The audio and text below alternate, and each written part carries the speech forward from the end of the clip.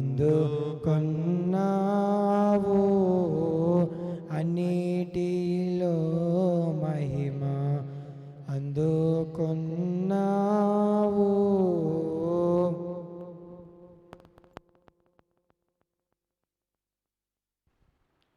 నిర్గమాకాండము 36వ అధ్యాయాన్ని ప్రారంభం నుండి ముగింపు వరకు చదువుకుందాం.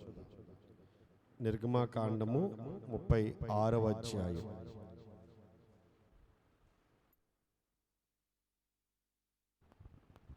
పరిశుద్ధ స్థలము యొక్క సేవ నిమిత్తము ప్రతి విధమైన పనిచేయు తెలుసుకొనుటకై యెహోవా ఎవరికి ప్రజ్ఞా వివేకములు కలుగజేసినో అట్టి బెసలేలును అహోలియాబును మొదలైన ప్రజ్ఞావంతులందరూ యెహోవా ఆజ్ఞాపించిన అంతటి చొప్పున చేయుదురనెను. బెసలేలును అహోలియాబును యెహోవా ఎవరి హృదయములో ప్రజ్ఞ పుట్టించెనో ఆ పని చేయుటకు ఎవని హృదయము వారిని రేపెనో వారందరినీ మోషే పిలిపించెను. ఆ పని చేయుటకై వారు పరిశుద్ధ స్థలం యొక్క సేవ కొరకు ఇశ్రాయేలీయులు తెచ్చిన అర్పణములన్నిటినీ మోషే యొద్ద నుండి తీసుకునిరి. అయినను ఇశ్రాయేలీయులు ఇంకా ప్రతి ఉదయమున మహాపూర్వకముగా అర్పణములను అతని యొద్దకు తెచ్చుచుండిరి. అప్పుడు పరిశుద్ధ స్థల సంబంధమైన పని అంతయు చేయు ప్రజ్ఞావంతులందరిలో ప్రతివాడు తాను చేయు పని విడిచివచ్చి మోషేతో చేయవలెనని యెహోవా ఆజ్ఞాపించిన పని విషయమైన సేవ కొరకు ప్రజలు కావలసిన దానికంటే బహు విస్తారము తీసుకుని వచ్చుచున్నారని చెప్పగా, మోషే పరిశుద్ధ స్థలమునకు ఏ పురుషుడైనను ఏ స్త్రీ అయినను ఇక మీదట ఏ అర్పణైనను తేవద్దని ఆజ్ఞాపించెను. కనుక పాలెమందంతటను ఆ మాట చాటించిరి. ఆ పని అంతయు చేయునట్లు దాని కొరకు వారు తెచ్చిన సామాగ్రి చాలినది, అది అత్యధికమైనది గనుక ప్రజలు తీసుకుని వచ్చుట మానిరి. ఆ పని చేసిన వారిలో ప్రజ్ఞగల ప్రతివాడును మందిరమును 10 తెరలతో చేసెను. అతడు వాటిని నీల ధ్రువ రక్తవర్ణములు గల పేనిన సన్ననారతో చిత్రకారుని పని అయిన కెరూబులు గలవాటినిగా చేసెను. ప్రతి తెర పొడుగు 28 మూరలు, ప్రతి తెర వెడల్పు 4 మూరలు. ఆ తెరలన్నిటి కొలత ఒక్కటే. 5 తెరలను ఒకదానితో ఒకటి కూర్చెను. మిగిలిన 5 తెరలను ఒకదానితో ఒకటి కూర్చెను. మొదటి కూర్పు చివరనున్న తెర అంచున నీలి నూలుతో కొలుచులను చేసెను. రెండవ కూర్పున వెలుపటి తెర అంచున అట్లు చేసెను. ఒక తెరలో 50 కొనులను చేసెను. రెండవ కూర్పునున్న తెర అంచున 50 కొనుకులను చేసెను. ఆ కొనుకులు ఒకదానితో ఒకటి సరిగా నుండెను. మరియు అతడు 50 బంగారు గుండీలను చేసి ఆ గుండీల చేత ఆ తెరలను ఒకదానితో ఒకటి కూర్పగా అది ఒక్క మందిరముగా ఉండెను. మరియు మందిరము మీద గుడారముగా మేక వెంట్రుకలతో తెరలను చేసెను. వాటిని 11 తెరలుగా చేసెను. ప్రతి తెర పొడుగు 30 మూరలు, ప్రతి తెర వెడల్పు 4 మూరలు. ఆ 11 తెరల కొలత ఒకటే. 5 తెరలను ఒకటిగాను 6 తెరలను ఒకటిగాను కూర్చెను. మొదటి కూర్పునందలి వెలుపటి తెర అంచున 50 కొనుకులను చేసెను.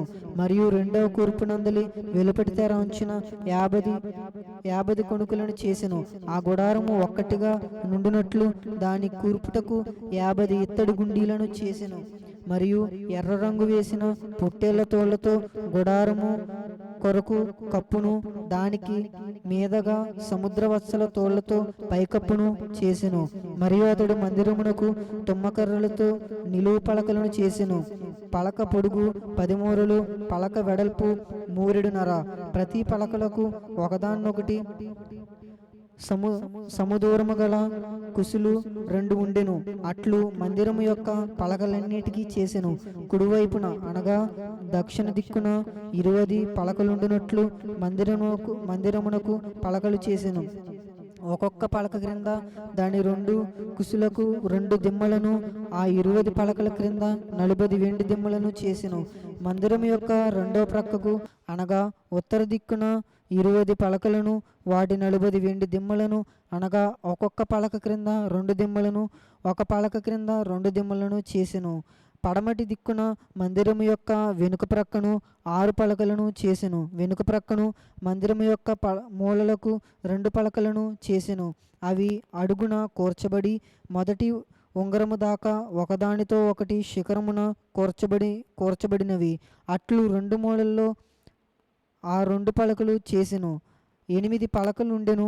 వాటి వెండి దిమ్మలు 16 దిమ్మలు, ప్రతి పలక క్రింద 2 దిమ్మలుండెను. మరియు అతడు తుమ్మకర్రతో అడ్డకర్రలను చేసెను. మందిరము యొక్క ఒక ప్రక్క పలకకు 5 అడ్డకర్రలను, మందిరము యొక్క రెండవ ప్రక్క పలకలకు 5 అడ్డకర్రలను, పడమటి వైపున మందిరము యొక్క వెనుక ప్రక్క పలకలకు 5 అడ్డకర్రలను చేసెను. పలకల మధ్య నుండి నడిమి అడ్డకర్రను ఆ కొన నుండి ఆ కొన వరకు చేరియుండ చేసెను. ఆ పలకలకు బంగారు రేకులు పొదిగించి వాటి అడ్డకర్రలుండు వాటి ఉంగరములను బంగారముతో చేసి అడ్డకర్రలకు బంగారు రేకులను పొదిగించెను. మరియు అతడు నీలద్రోమ రక్తవర్ణములు గల అడ్డతెరను పేనిన సన్ననారతో చేసెను. చిత్రకారుని పని అయిన కెరూబులు గల దాని చేసెను. దాని కొరకు తుమ్మకర్రలతో 4 స్తంభములను చేసి వాటికి బంగారు రేకులను పొదిగించెను. వాటి వంకులు బంగారువి. వాటి కొరకు 4 వెండి దిమ్మలను పోతపోసెను. మరియు అతడు గుడారపు ద్వారము కొరకు నీలద్రోమ రక్తవర్ణములు గల పేనిన సన్ననారతో బోట పని అయిన అడ్డతెరను చేసెను. దాని 5 స్తంభములను వాటి దిమ్మలను చేసి వాటి బోధకులకు వాటి పెండెబద్దలకును బంగారు రేకులు పొదిగించెను. వాటి 5 దిమ్మలు ఇత్తడివి. ఆమేన్.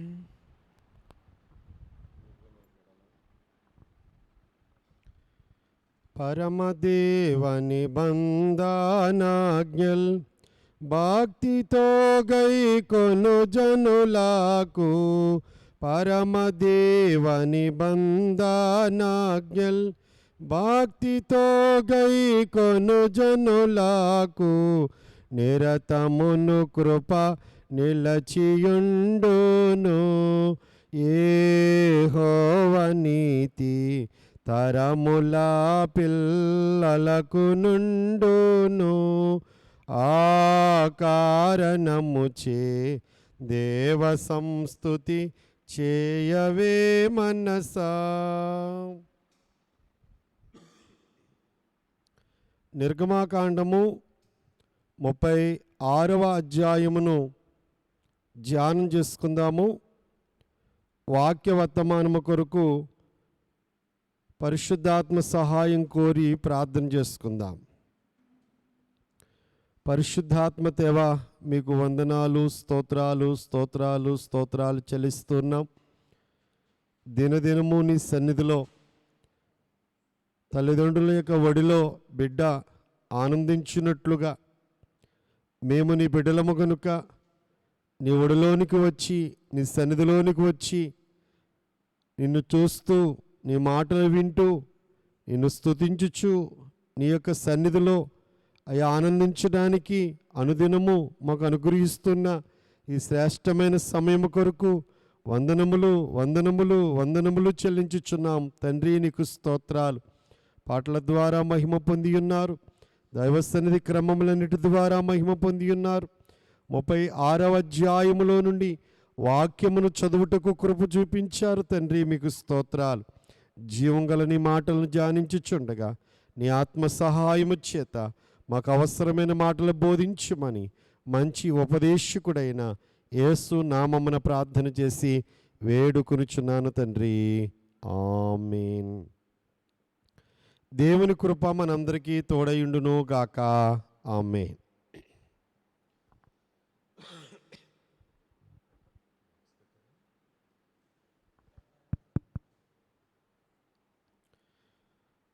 దేవుని వాక్యాన్ని ధ్యానం చేసుకుందాము. నిర్గమాకాండము 36వ అధ్యాయమును ఈ సమయంలో మనము ధ్యానం చేసుకుందాం. ధ్యానం చేసుకునడానికి వీలుగా ఈ 36వ అధ్యాయాన్ని 4 భాగాలుగా మనము చేసుకుని చూచినట్లయితే మొదటి వచనము నుండి 7వ వచనం వరకు పనివారు ఈ యొక్క ప్రత్యక్ష గుడార నిర్మాణానికి పనివారు గురించిన విషయాలు రాయబడ్డాయి. 8వ వచనము నుండి 19వ వచనం వరకు తెరలు గురించి రాయబడ్డాయి.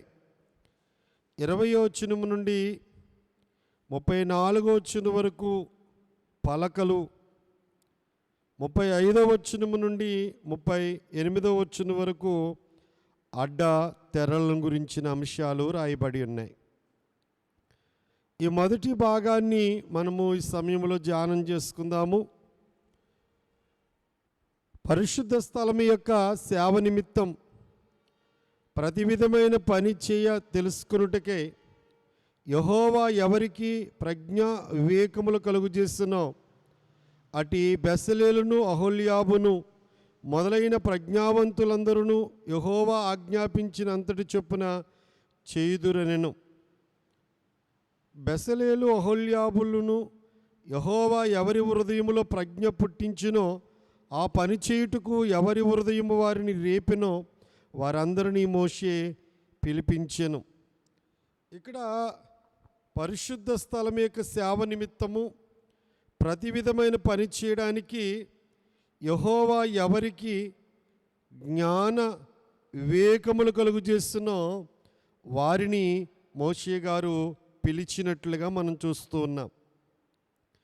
ఇక్కడ మనం నేర్చుకునే అంశం ఏమిటంటే దేవుడు ఏ పనికి ఎవరిని నియమించాలి, ఏ పనికి ఎవరు సరిపోతారు, ఎవరు ఆ పనిని నమ్మకంగా చేయగలుగుతారు, ఆ పనిలో మెలకువలు ఎవరు కలిగి ఉంటారు, ఎవరికి ఆ జ్ఞానం సరిపోతుందో అన్నది దేవుడు వారిని ప్రేరేపించారు. ఈ పని నేను చేస్తాను అని వచ్చిన వారికి ఆ పని చేయడానికి అవసరమైన జ్ఞానాన్ని వివేకాన్ని దేవుడు కలుగు చేసినట్లుగా మనం చూస్తూ ఉన్నాం.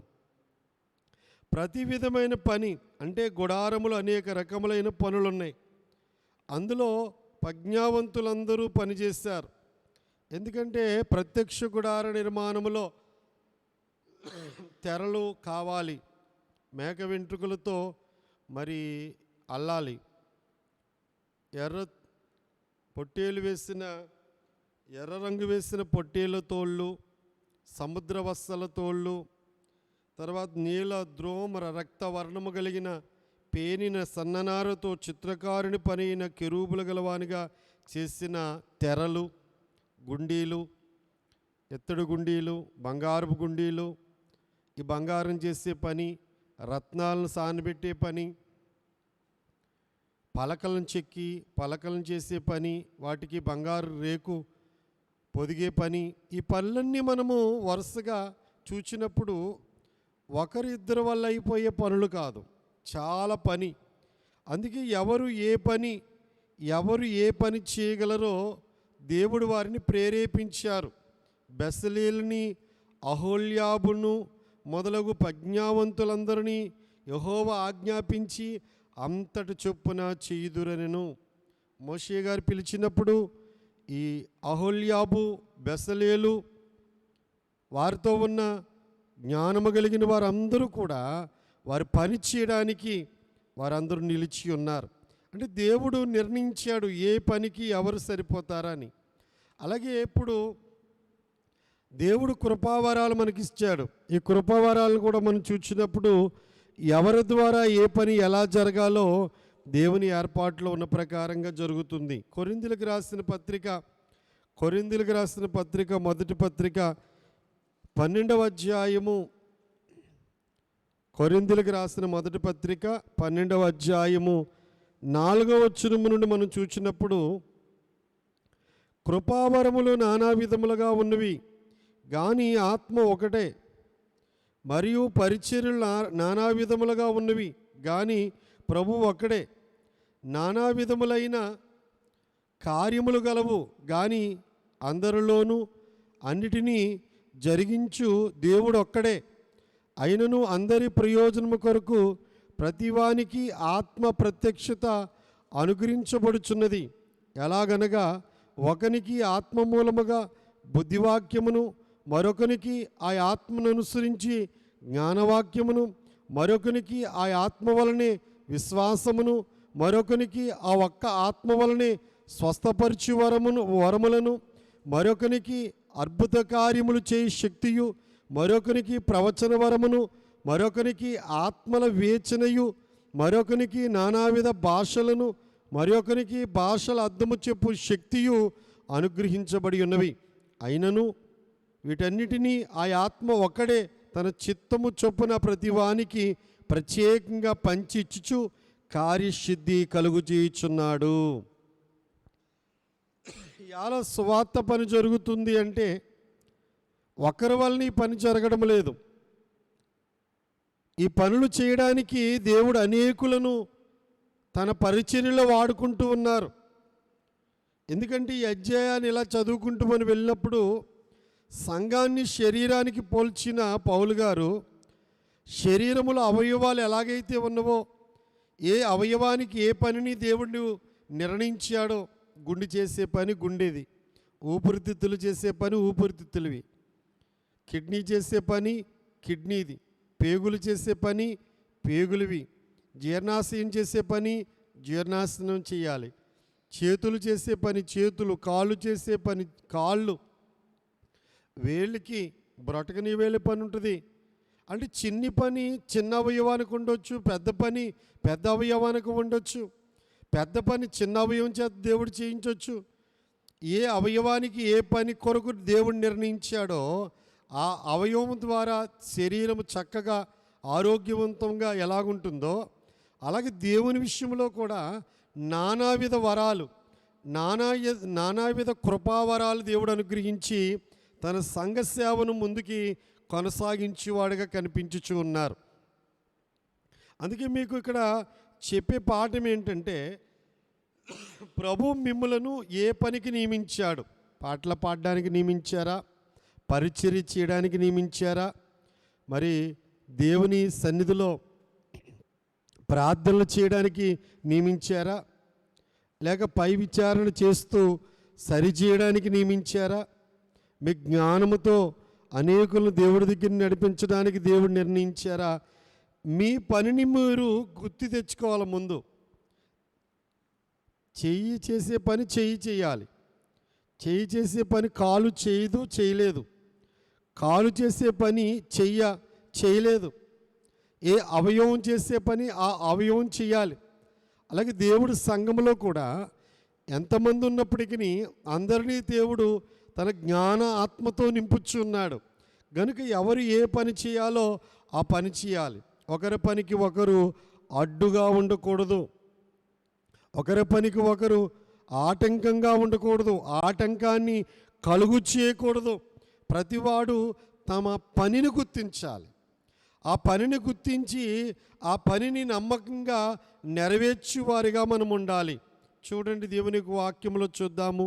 అపోస్తుల కార్యముల గ్రంథము 13వ అధ్యాయము 35వ వచనములో, అపోస్తుల కార్యముల గ్రంథము 13వ అధ్యాయము 25వ వచనములో చూస్తే, యోహాను తన పనిని నెరవేర్చుచుండగా, నేనెవడినని మీరు తలంచుచున్నారు? నేను ఆయనను కాను. ఇదిగో నా వెనక ఒకడు వచ్చుచున్నాడు. ఆయన కాళ్ళు చెప్పులు విప్పుటికైనా నేను పాత్రుని కానని చెప్పాను. అంటే యోహానుని దేవుడు దేనికి నిర్ణయించారు? యేసుక్రీస్తు ప్రభు వారి యొక్క మార్గాన్ని సరళము చేయడానికి. అరణ్యములో కేక అన్నారు యెషయా గారు యోహాను గురించి. అంటే ఆయన గురించి ఏ ప్రవచనమైతే వినబడిందో ఆ ప్రవచన ప్రకారంగా ఆయన అరణ్యములోనికి వెళ్ళి కేక వేశారు. ప్రభు మార్గాన్ని యోహాను గారు సరళము చేశారు. నా వెనకచ్చు వచ్చుచున్నాడు, ఆయన కాళ్ళు చెప్పులు విప్పుటికే నేను పాత్రుని కానని తన స్థితిని తాను గుర్తించి తాను తగ్గించుకుని ప్రభువును హెచ్చించారు. ఆయన హెచ్చవలసి నిన్ను తగ్గవలసి ఉన్నదని చెప్పి ఆయన సువార్తను ప్రకటించారు. మారు మనసును గూర్చిన సువార్తను ప్రకటించారు. అనగా ఎవరికి ఏ పని ఏ రీతిగా దేవుడు నిర్ణయించాడో మనం గుర్తించి ఆ పనిలో నమ్మకంగా ఉండాలి. మరొక పనికి మరొకరు పని చేయడం మన పని కాదు, మన పని మనం చేయాలి. ఇంకా చూస్తే అపోస్తల కార్యముల గ్రంథములో 20వ అధ్యాయము, అపోస్తల కార్యముల గ్రంథము 20వ అధ్యాయము 24వ వచనాన్ని మనం చూసినట్లయితే పౌలు గారు చెప్తున్న మాట, అయితే దేవుని కృపాసువార్తను గూర్చి సాక్ష్యమిచ్చుటయందు నా పరుగును నేను ప్రభువైన యేసు వలన పొందిన పరిచర్యను తుదముట్టించవలనని నా ప్రాణమును నాకెంత మాత్రమును ప్రియమైనదిగా ఎంచుకొనలేదు. గనుక ఏ పనికైతే పౌలు గారు నియమించబడ్డారో ఆ పనిని నమ్మకంగా చేయడానికి, చివరి వరకు తుదముట్టించే వరకు మరి చేయడానికి నా ప్రాణము నాకు ఎంత మాత్రము కూడా ప్రియమైనదిగా ఎంచుకొనలేదు. పేతురు గారిని ఒక పనికి నియమించారు, యోహాను గారిని, శిష్యుడైన యోహాను గారిని ప్రకటన గ్రంథం రాయడానికి నియమించారు. పౌలు గారిని 2 ఖండాల్లో అన్యులైన వారికి స్వార్థను ప్రకటించడానికి నియమించారు. దేవుడు ఎవరిని ఏ పనికి నియమించాడో ఆ పనిని చేసినప్పుడు తగిన బహుమానాన్ని మనము పొందుతాము. అందుకే ఇక్కడ బెసలేలును, అహోల్యాబును, ప్రజ్ఞావంతులందరినీ మోషే గారు పిలిపించి ఎవరి పనికి ఎవరు తగిన వారో, అంటే పరిశుద్ధాత్మ దేవుడు వారిని ప్రేరేపించిన దాన్ని బట్టి ఆ పనిని వారు చేయడానికి మోషే గారు అప్పగించినట్లుగా మనం చూస్తున్నాం. అక్కడ చూడండి, యెహోవా ఎవరి హృదయములో ప్రజ్ఞ పుట్టించునో, పనిచేయుటకు ఎవరి హృదయము వారిని రేపునో వారందరినీ మోషే పిలిపించెను. చాలాసార్లు ప్రార్థనా కూటాలలో దైవ సేవకులు చెప్తూ ఉంటారు, దేవుని ఆత్మ ఎవరిని ప్రేరేపిస్తే వారు ప్రార్థనలు చేయండి అంటారు. దేవుని ఆత్మ ఎవరిని ప్రేరేపిస్తే వారు ప్రార్థన చేయండి అంటే ఆ సమయంలో ప్రేరేపించబడిన వారు ప్రార్థన చేస్తే కనుక బలమైన ప్రార్థనా కూటముగా, ఆత్మ నింపుదల కూటముగా జరుగుతుంది. పరిశుద్ధాత్మ దేవుడు అక్కడ జ్ఞానము కలిగిన వారు లేకపోవచ్చు, వివేకము కలిగిన వారు లేకపోవచ్చు, కానీ దేవుని ఆత్మ ప్రేరేపణ బట్టి వారు వృద్ధులై ఉండొచ్చు, అసలు చదువు లేని వారై ఉండొచ్చు, మాట్లాడుతున్న మాటల్లో మరి పొరపాట్లు కూడా భాష సరిగా రాకపోవచ్చు, కానీ వారి మూలుగుని, వారి విజ్ఞాపనని దేవుడు అంగీకరించి గొప్ప కార్యాలు చేస్తారు. అందుకే ఎప్పుడు కూడా దేవుని ప్రేరేపణ ఉండాలి, దేవుని యొక్క నడుపుదల ఉండాలి. దేవుని ఆత్మ మనల్ని ప్రేరేపించకుండా, ఆయన మన హృదయాన్ని తట్టకుండా మనము ఏ పని చేస్తున్నా విజయం సాధించలేము. కనుక పని చేయడంలో అనేక విధములుగా ఉన్నను, ప్రజ్ఞావత్తులు అనేక మంది ఉన్నను, పని చేయుటకు దేవుని ప్రేరేపణ అనుసరించి ఎవరిని ఏ పని చేయుటకు ప్రేరేపించునో వారు ఆ పని చేయుటకు మనము ఈ యొక్క అధ్యాయంలో చూచుచూ ఉన్నాము. అనగా ప్రజ్ఞావంతులు చాలామంది ఉండవచ్చు, వివేకము కలిగిన వారు చాలామంది ఉండవచ్చు, కానీ దేవుడు ఏ పనికి ఎవరిని మరి ఆయన ప్రేరేపిస్తారో ఆయన ప్రేరేపణ అనుసరించి మనము పని చేసినప్పుడు ఆ పనిలో మనము గొప్ప ఫలితాన్ని, దేవుడికి మహిమను తీసుకురాగలుగుతాం. ప్రభు పిల్లలమైన మనలో ఎవరిని ఏ పనికి దేవుడు ప్రేరేపించిన ఆ పని నమ్మకముగా నెరవేర్చు బాధ్యులమై ఉన్నాము. దేవుడు మిమ్మలను ఏ పనికి నియమించాడో ఆ పనిని మీరు గుర్తించాలి. దేవుని శరీరంలో మీరు ఏ అవయవమై ఉన్నారో అన్నది మీరు గుర్తించుకోవాలి. ముందు ప్రార్థించడానికి దేవుడు ప్రేరేపిస్తూ ఉంటే ఆ ప్రేరేపణ అనుసరించి మీ కొరకు, మీ కుటుంబం కొరకు, సంఘము కొరకు, అనేక ఆత్మల రక్షణ కొరకు భారంగా పనిచేయండి. పాటలు పాడడానికి దేవుడు ప్రేరేపిస్తే మంచి స్వరమునిచ్చి ఆ పాటలను పాడి అనేకుల ఆత్మలకు ఆదరణ కలిగేటట్లుగా, ధైర్యము కలిగేటట్లుగా, వాదార్పు కలిగేటట్లుగా మీరు పాడిన పాట ద్వారా ఒకటి దేవుడికి మహిమ రావాలి, వినుచున్న ప్రజల హృదయాల్లో ఆ పాట భావాన్ని గ్రహించి వాళ్ళకి ఆదరణ కలగాలి. అలాగని వాక్యము చెప్పే పరిచర్యలో, సువార్త పరిచర్యలో, బోధించే పరిచర్య, అలాగనే మరి మందిరాన్ని శుద్ధి చేయడం కానీ, సభల స్థలాన్ని పవిత్రపరచుట కానీ, ఆ యొక్క పరిచర్య వచ్చిన వారికి ఆతిథ్యం ఇచ్చే విషయంలో, పరిచర్య చేసే విషయంలో దేవుడు మిమ్మల్ని ఏ పనికి ప్రేరేపిస్తే ఆ పనిని నమ్మకంగా చేయడం అనేది మనము చేయవలసిన పని అయి ఉన్నది. మరియు మోషే వారిని పిలిపించెను. మోషే అందరినీ పిలిపించలేదు, కానీ ఎవరిని పిలిపించారంటే దేవుని ఆత్మ ఎవరిని ప్రేరేపించునో, ఎవరు ఏ పని కొరకు ముందుకు వచ్చారో, మేము ప్రేరేపించబడుతున్నాం, మేము ఈ పని చేస్తామయ్యా, దేవుడు మమ్మల్ని ప్రేరేపించారు అని మోషే గారి దగ్గరికి వచ్చి నిలుచున్నారో వారందరినీ మోషే గారు పిలిచి పనిని అప్పగించినట్లుగా మనం చూస్తున్నాం. దేవుడు ప్రత్యేకంగా ప్రేరేపించిన వారినే మోషే పిలిపించెను.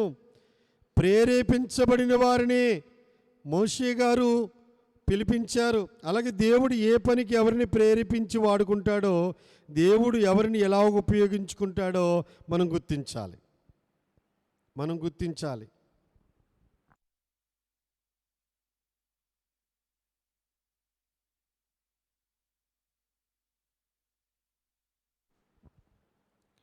కొలసీ పత్రిక 4వ అధ్యాయము 17వ వచనాన్ని మనం చూద్దాం. కొలసీ పత్రిక 4వ అధ్యాయము 17వ వచనం.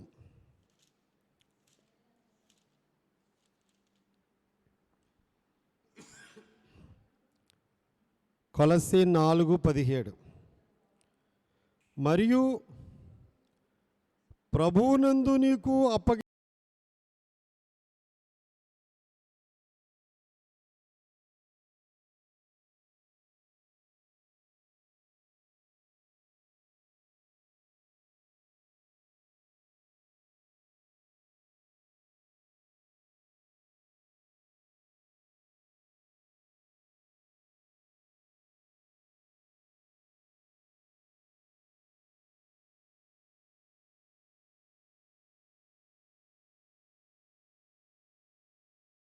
నెరవేర్చడానికి మరి బాధ్యత గురించి జ్ఞాపకం చేస్తూ ఉన్నారు. చూడండి, పౌలు గారు తిమోతితో మాట్లాడుతూ, తిమోతికి రాసిన 2వ పత్రిక 4వ అధ్యాయము 5వ వచనం. తిమోతికి రాసిన 2వ పత్రిక 4వ అధ్యాయం 5వ వచనం. అయితే నీవు అన్ని విషయముల్లో మితముగా ఉండుము, శ్రమపడుము, సువార్తికుని పనిచేయుము, నీ పరిచర్యను సంపూర్ణముగా జరిగించుము.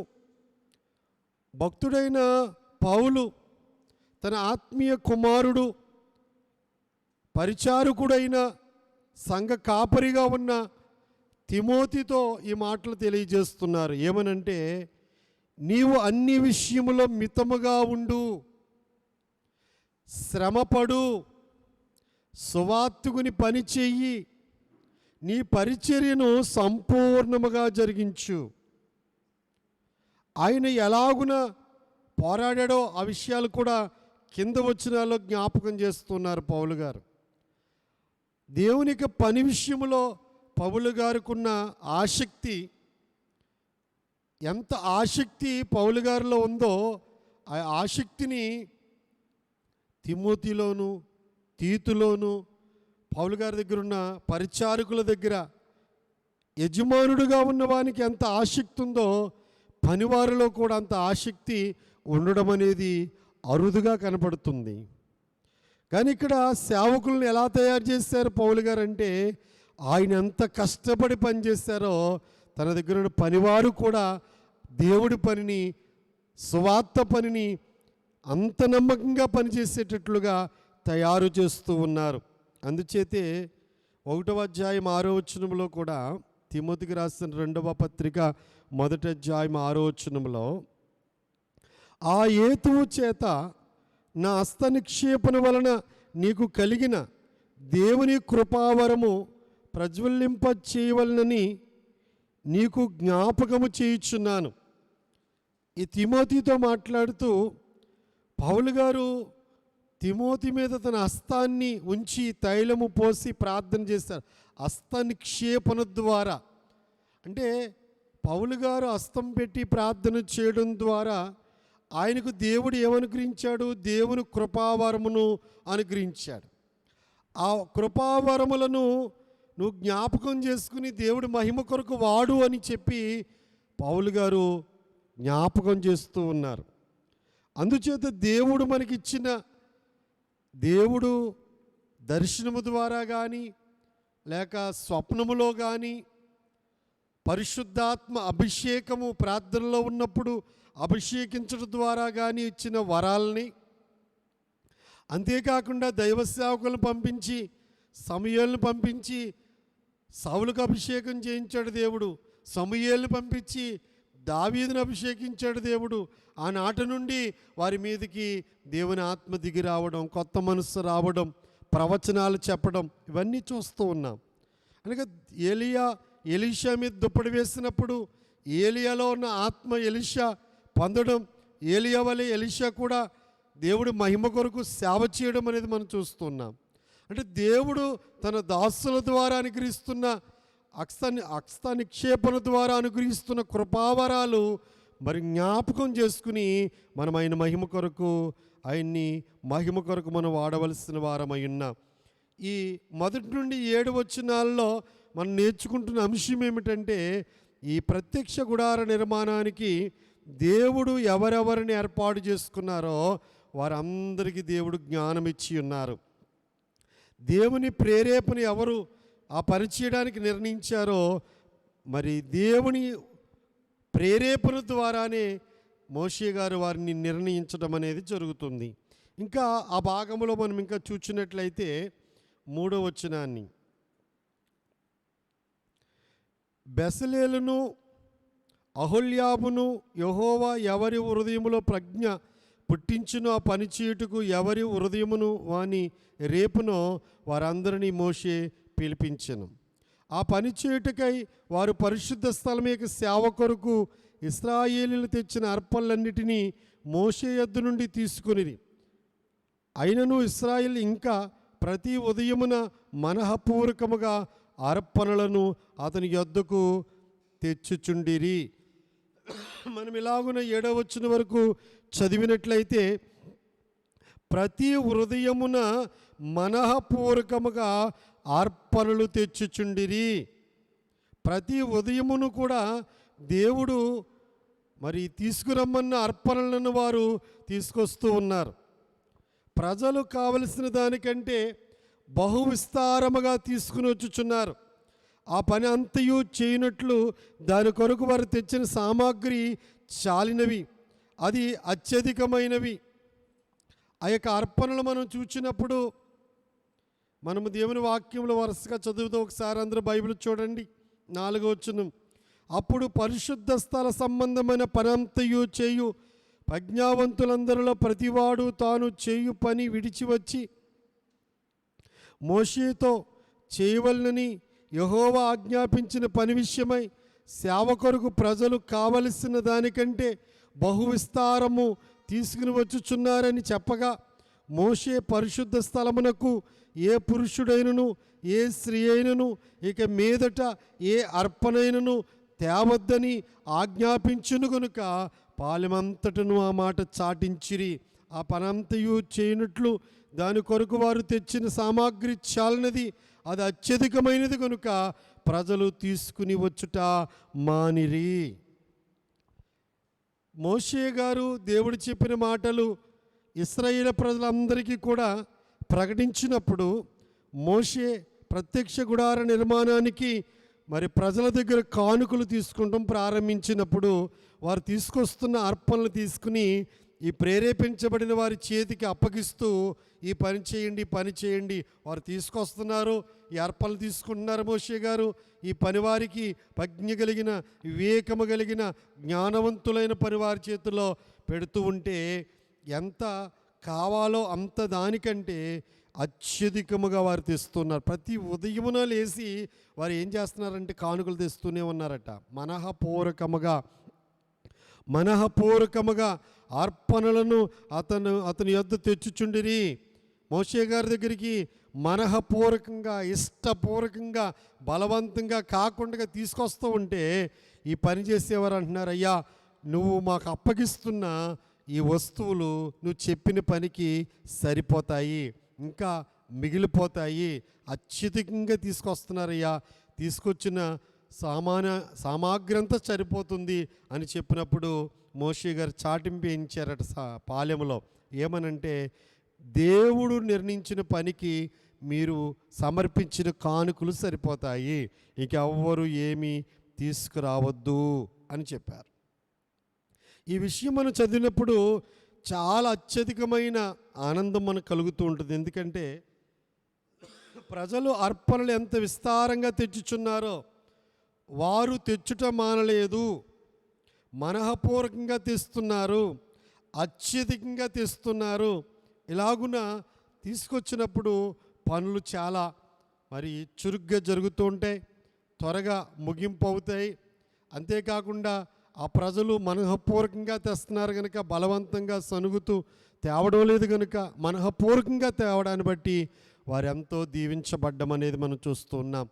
హిజ్కియా రాజు కాలంలో కూడా దేవాలయం ముయ్యబడి లేవీలు అంటే దేవుని సేవ చేసేవారు వాళ్ళకి పోషణ జరక్క పనికి కూడా వెళ్ళిపోవలసి వచ్చింది. పని పాటలకు కూడా వెళ్ళిపోయి మరి వాళ్ళకి పోషణ జరగడం లేదు కనుక వారి యొక్క సేవను మానేసి మందిరం ముయ్యబడింది, మందిరంలోకి ఎవరు రావడం లేదు. ఇలాగున మరి ఉన్న సమయంలో వారు పని పాటలకు కూడా వెళ్ళిపోయారు. హిజ్కియా రాజు అయిన తర్వాత ఆయన రాజు అవ్వడమే మరి మందిరం యొక్క ద్వారాలు తెరిచాడు, మరి యాజకత్వం ప్రారంభింపజేశాడు, ప్రజలకు చాటింపేశాడు. దేవుడికి ఇవ్వాల్సిన ప్రథమ ఫలాలు మరి దశంభాగాలు తీసుకురండి అన్నారు.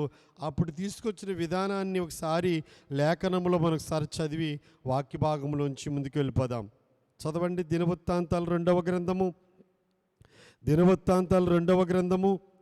31వ అధ్యాయము 5వ వచనము నుండి 12వ వచనం వరకు వాక్యాన్ని నేను చదువుచూ ఉన్నాను, మీరు చూడండి. దినవృత్తాంతాలు 2వ గ్రంథము 31వ అధ్యాయము 5వ వచనము నుండి. ఆ ఆజ్ఞ వెల్లడగుడుతోడనే ఇశ్రాయేలీలు ప్రథమ ఫలములైన ధాన్య ద్రాక్షారసములను, నూనెను, తేనెను, సస్య ఫలములను విస్తారముగా తీసుకుని వచ్చిరి. సమస్తమైన వాటిలో నుండి 10వ వంతులను విస్తారముగా తీసుకుని వచ్చిరి. యోధా పట్టణములో కాపురమున్న ఇశ్రాయేలు వారును యోధావారును ఎద్దులలోను గొర్రెలలోను 10వ వంతును తమ దేవుడైన యెహోవాకు ప్రతిష్ఠితములైన వస్తువులలో 10వ వంతును తీసుకుని వచ్చి కుప్పలగా కూర్చిరి. వారు 3వ మాసమందు కుప్పల వెయ్య నారంభించి 7వ మాసమునందు ముగించిరి. హిజ్కియాయును అధిపతులను వచ్చి ఆ కుప్పలను చూచి యెహోవాను స్తుతించి ఆయన జనులైన ఇశ్రాయేలును దీవించిరి. హిజ్కియా ఆ కుప్పలను గూర్చి యాజకులను లేవీలను ఆలోచన అడిగినందున సాదోకు సంతతివాడును ప్రధాన యాజకుడునగు అజర్యా యెహోవా మందిరములోనికి జనులు కానుకలను తెచ్చుట మొదలుపెట్టినప్పటి నుండి యెహోవా మందిరములోనికి జనులు కానుకలు తెచ్చుట మొదలుపెట్టినప్పటి నుండి మేము సమృద్ధిగా భోజనము చేసినను చాలా మిగులుచున్నది. యెహోవా తన జనులను ఆశీర్వదించినందున ఇంత గొప్ప రాశి మిగిలినదని రాజుతో అనగా హిజ్కియా యెహోవా మందిరములో కొట్లను సిద్ధపరచవలసినదని ఆజ్ఞ ఇచ్చెను. వారు వాటిని సిద్ధపరిచి ఏమీయూ అపహరింపకుండా కానుకలను 10వ భాగములను ప్రతిష్ఠితములుగా తేబడిన వస్తువులను లోపల చేర్చిరి. లేవీయుడైన కొనన్య వాటి మీద విచారణకర్తగా నియమింపబడిను. అతని సహోదరుడైన షిమి అతనికి సహకారిగా ఉండెను. అనగా దేవుని మందిరములోనికి ఆహారం ఎప్పుడైతే ఈ ఇశ్రాయేలు ప్రజలు తీసుకురావడం మొదలుపెట్టారో, వారు 3వ నెలలో తీసుకొస్తున్న అర్పణలు కుప్పలు వేయడం మొదలెట్టి 7వ నెల దాకా ఆ కుప్పలు అలాగే వేస్తూ ఉన్నారట. రాజును, ఈ ప్రధాన యాజకులను, ఈ అధిపతులు చూచి దేవుని స్తుతించి తీసుకొస్తున్న ప్రజల్ని దీవించారు. అప్పటి వరకు ఆహారం లేక పనికి వెళ్ళవలసిన పరిస్థితి, పొలాలకు వెళ్ళి పని చేసుకోవాల్సిన పరిస్థితి ఈ లేవీలకు, యాజకులకు వచ్చింది. కానీ లేవీలు చెప్తున్నారు రాజుగారితో, జనులు కానుకలు తీసుకురావడం మొదలెట్టిన కానించి మేము సమృద్ధిగా తినుచు ఉన్నాము, అయినను చాలా మిగులుతూ ఉన్నవి. కనుక దేవుని పని నిమిత్తము ప్రజలకు దేవుడు ఆజ్ఞాపించినప్పుడు ప్రత్యక్ష గుడార నిర్మాణానికి ఎలాగున అర్పణలు తీసుకొచ్చారో అలాగునే మనము కూడా, ఎందుకంటే చక్కని మాట బైబిల్ గ్రంథంలో ఉంది, ప్రతిసారి మనం ఈ మాటని జ్ఞాపకం చేసుకుంటూ ఉంటాం. అయితే అక్కడ ఉన్న మాట ఏమిటంటే, మలాకీ గ్రంథము 3వ అధ్యాయము 10వ వచనములో, 3వ అధ్యాయము 10వ వచనములో, నా మందిరములో ఆహారముండునట్లు 10వ భాగమంతయు మీరు నా మందిరపు నిధిలోనికి తీసుకుని రండి. దీన్ని చేసి మీరు నన్ను శోధించినడలా నేను ఆకాశవాక్యులను ఇప్పి పట్టజాలంత విస్తారముగా దీవులు కొమ్మరించదునని సైన్యములకు అధిపతి యెహోవా సెలవిచ్చుచున్నారు. అందులో మొట్టమొదటి మాట, నా మందిరములో ఆహారముండునట్లు. ఎక్కడ ఆహారం ఉండాలి? దేవుని మందిరములో. దేవుని మందిరములో సమృద్ధిగా ఆహారం ఉండాలి. దేవుని మందిరంలో ఎప్పుడు సమృద్ధిగా ఆహారం ఉంటుందో ఆ మందిరములో ఉన్న వారి అందరి కుటుంబాల్లో సమృద్ధిగా ఆహారం దొరుకుతుంది. దేవుని మందిరంలో సమృద్ధి ఉన్నప్పుడే దేవుని మందిరములో ఉన్న సంఘ బిడ్డల కుటుంబాలన్నిటిలో కూడా సమృద్ధిని మనము అనుభవించగలుగుతాము. దేవుని మందిరంలో సమృద్ధి లేకపోతే, ఈ దేవుని మందిర సమృద్ధిని బట్టే మన ఇళ్ళల్లో సమృద్ధి, మన కుటుంబాల్లో సమృద్ధి, ఆరోగ్య విషయంలో సమృద్ధి, ఆయుష్ విషయంలో సమృద్ధి, ఆహార విషయంలో సమృద్ధి, చేసే పని విషయంలో సమృద్ధి. దేని బట్టి ఆశీర్వాదం ఎక్కడి నుంచి వస్తుందంటే దేవుని మందిరములో నుండే ఈ ఆశీర్వాదం కనపడుతుంది. కనుక దేవుడి మాటలను హెచ్చరికగా మనకి జ్ఞాపకం చేస్తూ ఉన్నారు. ఇక 1 నుండి 7 వచనాల వరకు మనం నేర్చుకున్న అంశాలు ఏమిటంటే, దేవుడు ఏ పనికి ఎవరిని ప్రేరేపించారో వారిని పిలిచి మోషే గారు ఆ పనిని అప్పగించారు. రెండవదిగా, ఉదయమునే లేచి ప్రజలైన వారు మోషే గారు తీసుకురమ్మన్న వస్తువులను కానుకలుగా తెచ్చుచూ ఉన్నారు. మనఃపూర్వకంగా తెచ్చిన వారి దగ్గర తీసుకున్నప్పుడు అవి మిగిలిపోతున్నాయని సంగతి పనివారు వచ్చి చెప్పినప్పుడు పాలెములో చాటింపేశారు. మిగిలేటట్లుగా దేవుడు చేశాడు. దేవుడు చేసిన పని ఎక్కడైనా సరే మిగిలేటట్లుగా ఉంటుంది. దేవుడి పని పొర్లేటట్లుగా ఉంటుంది. నా గిన్నె నిండి పొర్లుచున్నది అన్నారు. అలాగనే యేసుక్రీస్తు ప్రభువారు 5 రొట్టెలను 2 చిన్న చేపలను, మరి విస్తారమైన ప్రజలకు 5,000 మంది పురుషులు, లెక్కకు మించిన మరి స్త్రీలు, పిల్లలు. అక్కడ మిగిలిన ముక్కలు 12 గంపలు, మరొకసారి 7 గంపలు. ఎక్కడ దేవుడు పనిచేసిన సమృద్ధి, దేవుడి పనిలో మనము ఇది దేవుడి పని అని మనం ఎలా తెలుసుకోగలుగుతామంటే, అక్కడ మిగిలే ఉంటుంది కానీ ఇంకా కొంచెం సొమ్ము రావాలి, ఇంకా కొంచెము పని ఉంది అనేది ఉండదు. దేవుడు పని ప్రారంభించారంటే ఆ పని ఎలాగుంటుందంటే గిన్నె నిండి పొర్లేటట్లుగానే దేవుడి ఆశీర్వాదం మనం చూడగలుగుతాం. ఇక 8వ వచనము నుండి 19వ వచనం వరకు ఉన్న వాక్యాన్ని మరి నిర్గమాకాండము 26వ అధ్యాయం ధ్యానం చేసుకున్నప్పుడు మనము వరుసగా ఆ అంశాలను జ్ఞాపకం చేసుకున్నాం.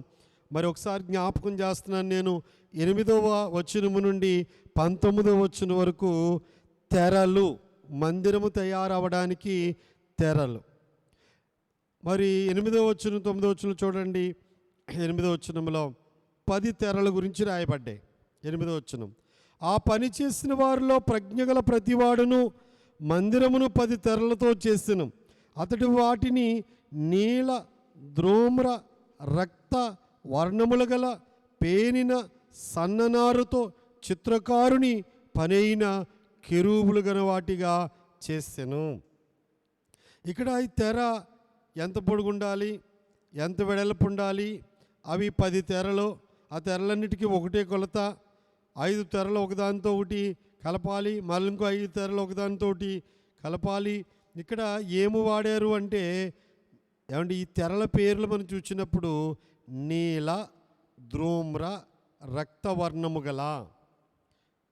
నీలము ఆకాశానికి సాదృశ్యంగా ఉందంటే పరలోకానికి సాదృశ్యముగా ఉన్నది. 2 ధ్రూమ్ర వర్ణము అనగా ఊదా రంగు, రాజులైన వారు ధరించే వస్త్రము. ఊదా రంగు వస్త్రము ధరింపజేశారు నెబుకద్నెజరు రాజుగారు దానియేలు గారికి. అందుచేత యేసయ్యను కూడా అపహాసం చేయడానికి ఊదా రంగు వస్త్రాన్ని ధరింపజేశారు. రాజరికానికి సూచనగా ఉంది ఏది అంటే యేసు రాజు అని పిలువబడ్డాడు. ఆయన పుట్టినప్పుడు యూదులకు రాజుగా పుట్టినవాడు ఎక్కడా? రాజాది రాజుగా ప్రభువు ఈ లోకములో జీవించినట్లుగా మత్తయి గారు రాశారు. 3వది రక్తవర్ణము. యేసుక్రీస్తు ప్రభువారి యొక్క కలవరి శిలువలో చిందించిన రక్తానికి సాదృశ్యముగా ఈ యొక్క రక్తవర్ణము మనకు కనబడుతుంది. ఇంకా ముందుకెళ్తే పేనిన సన్ననార వస్త్రములు పెండ్లి కుమార్తెకి ఇవ్వబడ్డాయి. ప్రకటన గ్రంథం 19వ అధ్యాయములో 8వ వచనంలో ఉంటే సన్ననార బట్టలు ఇవ్వబడ్డాయి, పరిశుద్ధుల నీతి క్రియలని చెప్పి రాయబడ్డాయి. అయితే ఈ తెరల మీద చిత్రకారుని పని అయిన కెరూబులు గలవానిగా చేయవలెను. 26వ అధ్యాయం మీకు వివరించినప్పుడు నేను కెరూబుల గురించి ఆ రోజు మీకు జ్ఞాపకం చేయలేదు. ఈరోజు అందుకే కెరూబుల గురించి జ్ఞాపకం చేయడానికి ఈ తెరల అంశాన్ని మీ ముందుకు తీసుకొచ్చి ఉన్నాను. కెరూబులు అనేటప్పటికీ దేవదూతలు, దేవుని దూతలు. అంటే దేవుని దూతల యొక్క ఆకారాన్ని, రూపాన్ని ఆ యొక్క తెరల మీద చూపించాలన్నమాట. దేవదూతలు అనేటప్పటికీ 6 రెక్కలు కలిగిన వారు. 2 రెక్కలతో వారు ముఖాన్ని కప్పుకుంటున్నారు, 2 రెక్కలతో వారు ఎగురుచు ఉన్నారు, 2 రెక్కలతో వారి పాదములు కప్పుకుంటూ ఉన్నారు. వారు చేసే పని ఏమిటి అంటే యెషయా 6వ అధ్యాయ ప్రకారంగా సైన్యములకు అధిపతి యెహోవా పరిశుద్ధుడు పరిశుద్ధుడు పరిశుద్ధుడని గాన ప్రతిగానములు వారు చేయించు ఉన్నారు. శరాపులు, కెరూబులు వీరు వేరువేరుగా మనం చూస్తూ ఉంటాం. అయితే దేవదూతల పరిచర్యలోకి వెళ్తే ఆ అంశాన్ని మనం ధ్యానం చేసుకోవచ్చు. అయితే కెరూబులు అనేటప్పటికీ రెక్కలు చాచారు, 2 రెక్కలు చాచారు. ఈ రెక్కలు చాపడం అనేది దేనికి సాదృశ్యంగా ఉందంటే కాపుదలకు. కోడే 2 రెక్కలు చాపుతుంది. అపాయం అనేది ఉన్నప్పుడు 2 రెక్కలు చాచి తన పిల్లల్ని రెక్కల కింద దాచుకుంటుంది. మరి దేవుని వాక్యములో దేవదూతలు మనల్ని ఎలా కాపాడుతారో అన్నది మనం చూద్దామండి. కీర్తన గ్రంథము 36వ కీర్తన 7వ వచనాన్ని చదువుకుందాం. కీర్తన గ్రంథము 36వ కీర్తన 7వ వచనము. 36:7. దేవా, నీ కృప ఎంతో అమూల్యమైనది, నరులు నీ రెక్కల నీడను ఆశ్రయించుచున్నారు. దేవా, నీ కృప ఎంతో అమూల్యమైనది అని స్తుతిస్తూ నరులు నీ రెక్కల నీడను ఆశ్రయించుచున్నారు. ఈ యొక్క కీర్తనాకారుడు చెప్తున్న మాట ఏమిటంటే నరులు ఎందుకు ఆశ్రయిస్తున్నారు దేవుణ్ణి అంటే ఆయన రెక్కల కింద క్షేమం ఉంది. చూడండి 91వ కీర్తన కూడా మనం చూసినప్పుడు 3వ వచనము నుండి 7వ వచనం వరకు చూస్తే 3వ వచనము నుండి దేవుని యొక్క రెక్కల కింద ఏం కాపుదల ఉందో చదువుదాం. వేటగాని ఉరిలో నుండి ఆయనని విడిపించును, నాశనకరమైన తెగులు రాకుండా నిన్ను రక్షించును. ఆయన తన రెక్కలతో నిన్ను కప్పును, ఆయన రెక్కల కింద నీకు ఆశ్రయము కలుగును. ఆయన సత్యము కేడమును డాలునయ్యున్నది. రాత్రివేళ కలుగు భయముకైనను, పగటి వేళ ఎగురు బాణముకైనను, చీకటిలో సంచరించు తెగులుకైనను, మధ్యాహ్నమందు పాడు చేయి రోగముకైనను నువ్వు భయపడకుందువు. నీ ప్రక్కన 1000 మంది పడినను, నీ కుడి పక్కన 10,000 మంది కూలినను అపాయము నీ యొద్దకు రాదు. ఈ అపాయము అనేది రాకుండా ఉండడానికి గల కారణం ఏమిటంటే, దేవుడు ఆయన 2 రెక్కలు చాచి ఆ రెక్కల కింద మనలను కాపాడుతాడు. అందుకే ఆయన రెక్కల కింద నిన్ను కప్పును. దేవుడు 2 రెక్కలు అలా చాచి ఆ కోడి తన పిల్లల్ని దాచినట్లుగా దేవుడు దాస్తాడు. ఎవరైతే ఆయన రెక్కల కింద ఉంటారో వారు ఎంతో సురక్షితముగా క్షేమముగా ఉంటారు. ఆయన రెక్కల గురించి ఇంకా మనము ధ్యానం చేసుకోగలిగితే మలాకి గ్రంథము, పాత నిబంధనలో చివరి గ్రంథం మలాకి గ్రంథము 4వ అధ్యాయము 12వ వచనము, 4వ అధ్యాయము 2వ వచనమండి. 4వ అధ్యాయం 2వ వచనం. అయితే నా నామమందు భయభక్తులు గల వారగు మీకు నీతి సూర్యుడు ఉదయించును. ఆయన రెక్కలు ఆరోగ్యము కలుగు చేయను గనుక మీరు బయలుదేరి కొవ్విన దూడలు గంతులు వేయినట్లు గంతులు వేయుదురు. ఎవరైతే దేవుని యందు భయభక్తులు గలవారుగా ఉంటారో అందరికీ నీతి సూర్యుడు ఉదయిస్తాడని లేఖనం చెప్పడం లేదు. వాక్యం ఏమి సెలవిస్తుందంటే, నా నామమందు భయభక్తులు గలవారగు మీకు. దేవుడంటే ఎవరైతే భయం కలిగి ఉన్నారో, భక్తి కలిగి ఉన్నారో, వాక్యానుసారంగా జీవించుచున్నారో, ఆజ్ఞలన్నిటినీ అనుసరిస్తున్నారో వారికి నీతి సూర్యుడైన యేసుక్రీస్తు ప్రభువారు ఉదయిస్తారు. ఆయన రెక్కలు ఆరోగ్యము కలుగు చేయను. ఎవరైతే ఆయన రెక్కల కిందకు వచ్చారో, ఇప్పుడు మనము నేటికి 36 దినాల నుంచి ఆయన సన్నిధిలో ఉన్నాం. ఇక్కడికి వచ్చాము మనం అంటే దేవుని రెక్కల నీడకు వస్తున్నాం. సన్నిధిలోకి రావడం అంటే ఆయన రెక్కల నీడకు వచ్చినట్లు. ఆయన రెక్కల కింద ఏం కలుగు చేస్తారట? ఆయన ఆరోగ్యము కలుగు చేయను. సన్నిధిలో ఏముందంటే స్వస్థత ఉన్నది. దేవుడు ఆరోగ్యాన్ని కలుగు చేస్తాడు. అంతేకాకుండా మీరు బయలుదేరి కొవ్విన దూడలు గంతులు వేయినట్లు గంతులు వేయుదురు. అంటే ఆరోగ్యవంతులు గంతులు వేస్తారు, అనారోగ్యవంతులు గంతులు వేయలేరు. లేకదోడు గంతులు వేస్తూ ఉంటుంది, ఆరోగ్యం ఉన్నంతసేపు గంతులు వేస్తుంది. గంతులు వేయడం లేదు అంటే ఆరోగ్యం లేదన్నమాట. ఆయన సన్నిధిలో ఉన్న వారికి దేవుడు ఆరోగ్యం ఇస్తాడు. ఆరోగ్యం వలన, శక్తి వలన వారు పని చేయగలుగుతారు. ఇంకా మనము ఆయన రెక్కల కింద ఆయన సన్నిధిలో ఉన్నప్పుడు మనకు కలిగే మేలును మనం చూస్తే యెషయా ప్రవక్త 40వ అధ్యాయము 30వ వచనములో 31వ వచనాన్ని మనం చూద్దాం. ప్రవక్త అయిన యెషయా గ్రంథము 40వ అధ్యాయము 31వ వచనం. యెహోవా కొరకు ఎదురు చూచువారు నూతన బలము పొందుదురు. వారు పక్షిరాజుల వలె రెక్కలు చాచి పైకి ఎగురుదురు. అలయక పరిగెత్తుదురు, సొమ్మసిల్లక నడిచిపోవుదురు. ఎవరు నూతన బలము పొందుతారు? యెహోవా కొరకు ఎదురు చూచేవారు. అందుకే ఉదయమునే లేచి మన ఆత్మీయ తండ్రి గారు మనకు నేర్పించినట్లుగా దేవుని కొరకు కనిపెట్టుట అనే అంశాన్ని మన ఆత్మీయ తండ్రి గారు మనకు నేర్పించి ఉన్నారు. ప్రార్థన వేరు, కనిపెట్టుట వేరు.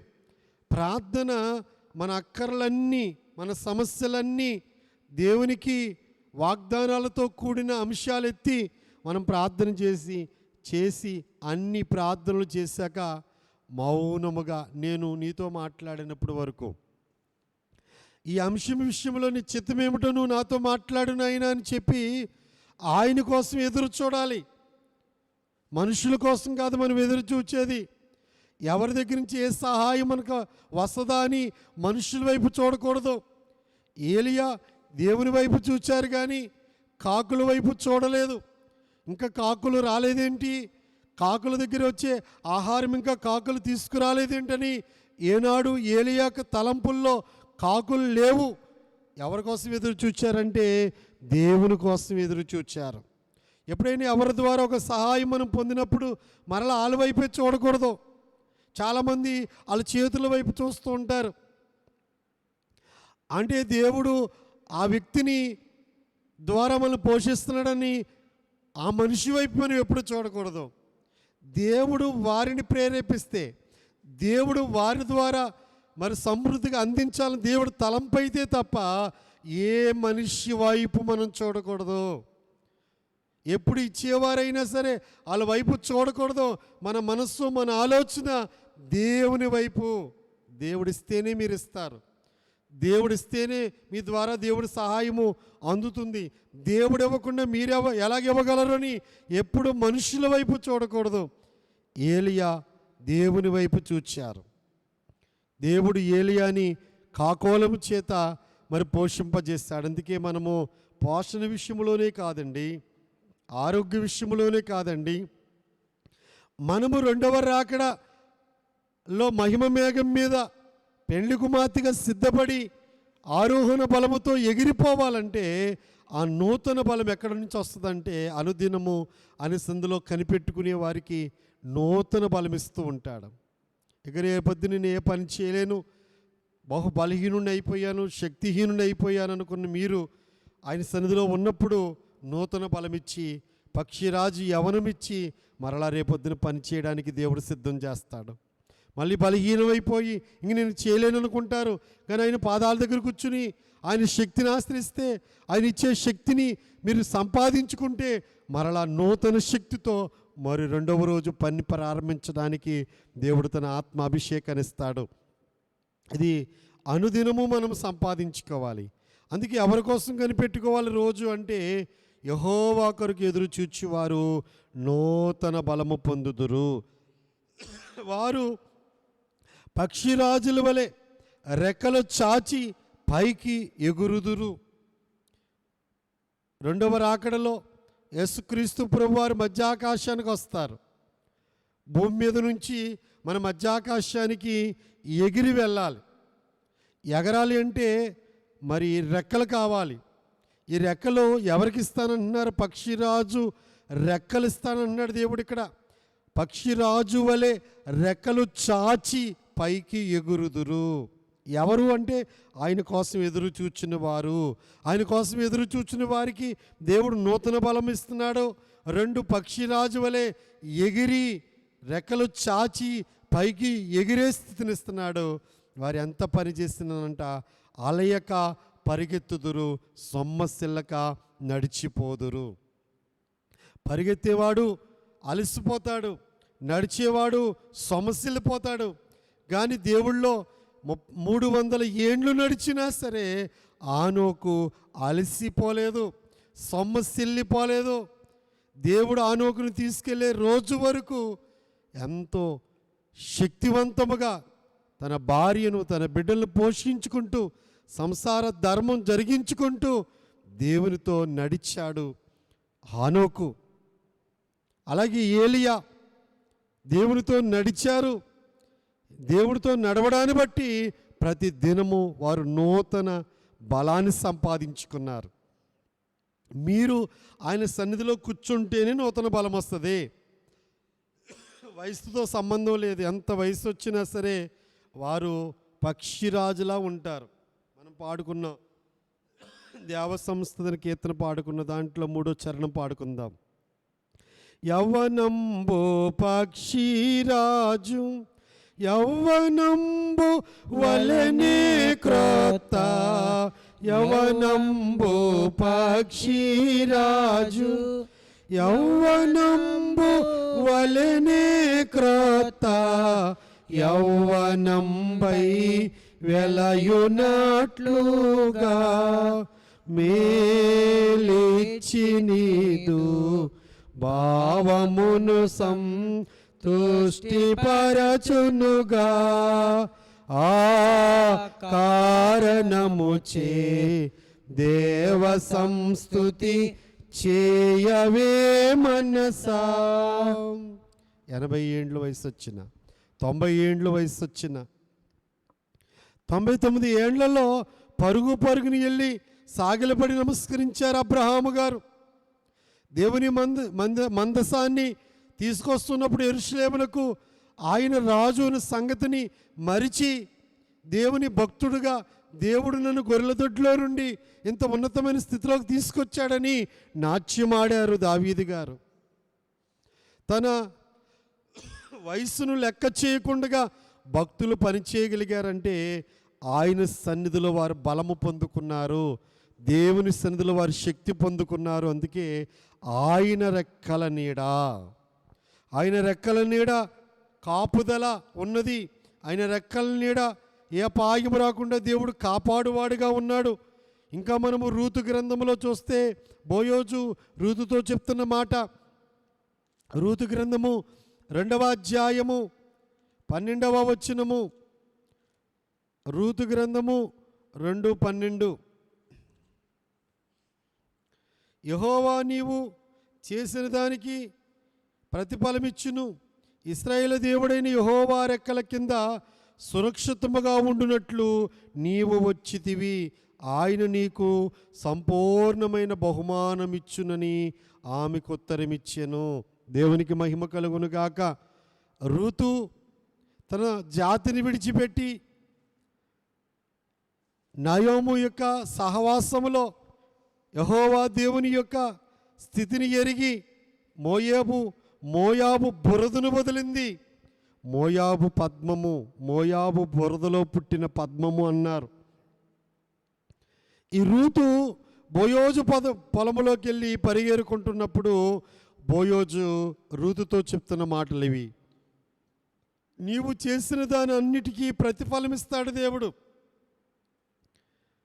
ఇశ్రాయేలు దేవుడైన యెహోవా రెక్కల కింద సురక్షితముగా ఉండునట్లు నీవు వచ్చితివి. ఎక్కడికి వచ్చావు నువ్వు? యెహోవా రెక్కల కిందకు వచ్చావు. ఇశ్రాయేలు దేవుడైన యెహోవా రెక్కల కిందకు వచ్చావు కనుక నువ్వు సురక్షితముగా జీవిస్తావు. ఆయన నీకు సంపూర్ణమైన బహుమానం ఇచ్చును. మనమందరం ఇప్పుడు 40 దినాలు ఈ కూడికల్లో ఎక్కడ ఉంటున్నాం అనుకుంటున్నారో? మా ఇంట్లో మేమే ఉన్నామని మీరు అనుకుంటున్నారా? మందిరంలోకి వచ్చిన వారు మందిరంలో ఉన్నాం అనుకుంటున్నారా? మనం ఎక్కడికి వచ్చాము అంటే ఆయన సన్నిధిలో ఉన్నాము. మనము గుడిలో ఉన్నట్టే మీరు కూడా మరి దేవుని సన్నిధిలో కూర్చున్నారు, ఆయన సన్నిధిలో మోకరిస్తున్నారు, ఆయన్ని స్తుతిస్తున్నారు. పాటలు పాడినప్పుడు బైబిల్ తెరిచి చూస్తున్నారు, ఈ కార్యక్రమం వాక్యం శ్రద్ధగా వింటూ ఉన్నారు. మీరు ఎక్కడికి వచ్చారు అంటే ఇశ్రాయేలు దేవుడైన యెహోవా రెక్కల నీడకు వచ్చావమ్మా. దేవుడు ఎందుకు నేను ఇక్కడ నడిపించాడంటే నువ్వు సురక్షితముగా ఉండునట్లు నువ్వు వచ్చితివి. మనమందరము ఆయన రెక్కల నీడే ఉండాలి. ఒక మాట చెప్తున్నాను, కష్టాలు వచ్చినా, నష్టాలు వచ్చినా, ఇరుకులున్నా, ఇబ్బందులున్నా, అనారోగ్యమున్నా, మనసు బాగున్నా, మనసు బాగోపోయినా, చిరాగ్గా ఉన్నా, ఆందోళనకరంగా ఉన్నా, భయముగా ఉన్నా, ఎలాంటి పరిస్థితి అయినా సరే మనం ఆయన పాదముల దగ్గర ఉంటే ఆయన కాపుదల మనకు దొరుకుతుంది. హుషారుగా ఉన్నప్పుడు, ఆనందంగా ఉన్నప్పుడు ఆయన రెక్కల కింద ఉండి, మనసు బాగోలేనిదని మనం ఆయన రెక్కల కింద లేకపోతే, కోడి రెక్కల కింద ఆ పిల్లలు ఉన్నంతసేపు క్షేమం ఉంటుంది. రెక్కల నీడ నుండి బయటికి వెళ్ళిపోతే ఏ పక్షి అయినా వాటిని ఎత్తుకుపోవచ్చు. రెక్కల కిందే క్షేమము. అంతేకాకుండా ఏమంటున్నారు అక్కడ బోయోజు గారు? ఆయన నీకు సంపూర్ణమైన బహుమానం ఇచ్చును. సంపూర్ణమైన బహుమానాన్ని ఆ యెహోవా దేవుడు నీకు ఇస్తాడమ్మా అని చెప్తున్నాడు బోయోజు గారు. అలాగే ఇచ్చాడు. లోకరక్షకుడైన క్రీస్తుకు తల్లుల వరుసలో రూతుని ఏర్పాటు చేసుకున్నాడు. మనకు కూడా సంపూర్ణమైన బహుమానం ఏదంటే రేపు పెండ్లి కుమార్తెగా సిద్ధపరిచి మేఘమెక్కించడమే ఆయన మనకిచ్చే సంపూర్ణమైన బహుమానము. ఈ లోకంలో ఎన్ని ఇచ్చినా ఇవ్వకపోయినా ఇవన్నీ విడిచిపెట్టి వెళ్ళేవే. ఏవి ఇచ్చినా ఏమి ఇవ్వకపోయినా ఈ లోకంలో పర్లేదు, కానీ సంపూర్ణమైన బహుమానం ఏదంటే పెండ్లి కుమార్తెగా మనల్ని సిద్ధము చేయట. కనుక సమయం అవుతుంది కనుక మన తెరల దగ్గర నుంచి ఆ తెరలు మీద మరి ఏర్పాటు చేయమన్న ఈ కెరూబుల గురించి మనం ఇప్పటి వరకు జ్ఞాపకం చేసుకుని ఉన్నాం. చిత్రకారుని పని అయిన కెరూబులు గల వాటిగా చెయ్యండి అని చెప్పారు. ఈ తెరలన్నీ ఒక మందిరముగా ఏర్పాటు చేయబడ్డాయి. ఈ మందిరం మీద గుడారంగా మేక వెంట్రుకల తెరలు. రెండవది ఏంటి అంటే మేక వెంట్రుకలతో చేయబడిన తెరలను 11 తెరలివి. ఇంకా వీటి పొడుగు 30 మూరలు, వెడల్పు 4 మూరలు ఇవి చేసి వాటి మీద కప్పమని చెప్పారు. ఇంకా 19వ వచనంలో చూస్తే ఇంకా కప్పవలసిన తెరలు ఏమున్నాయంటే మూడవది ఎర్ర రంగు వేసిన పొట్టేళ్ల తోలుతో గుడారమును కప్పాలట. ఆటి మీద మరలా వేయవలసిన తెరలు ఏమిటంటే సముద్ర వత్సల తోలుతో పైకప్పు. ఇవన్నీ తెరల గురించి మాట్లాడారు. ఇక 20వ వచనం నుండి 34వ వచనం వరకు తుమ్మకర్రతో పలకలు చేయాలని, వాటిని నిలబెట్టడానికి దిమ్మలు చేయాలని, దిమ్మలకి వెండి మరి రేకులు పొదగాలని, ఈ పలకలకి బంగారపు రేకు పొదకాలని, మరి దక్షిణ వైపు ఏ దిక్కుని ఎన్ని ఉంచాలో వరుసగా చెప్పుకుంటూ వచ్చారు. ఇక 35 నుంచి 38 వరకు మరి ఆవరణ లోపల ప్రవేశించడానికి అడ్డతెర, అలాగనే మందిరములో ప్రవేశించడానికంటే పరిశుద్ధ స్థలములో ప్రవేశించడానికి అడ్డతెర, అతి పరిశుద్ధ స్థలములో ప్రవేశించడానికి అడ్డతెరలు చేయబడ్డాయి. ఈ మాటలన్నిటి ద్వారా మనమందరము కూడా దేవుని ఆత్మచేత ప్రేరేపించబడి పెండ్లు కుమార్తె అంతస్తుకు సిద్ధపడడానికి సురక్షితముగా రూతువలే ఆయన రెక్కల నీడకు దేవుడు తీసుకొచ్చాడు కనుక ఆ రూతువలే పరిశుద్ధాత్మ తండ్రి మనల్ని సిద్ధము చేయనుగాక. ఆమేన్. మోకరించండి, ప్రార్థన చేసుకుందాం.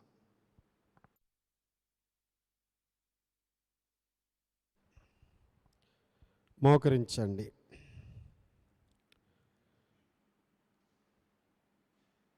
యేసుని తలపే నాకు ఎంతో హాయి, ప్రభు యేసు నీ తలపే నాకు ఎంతో హాయి.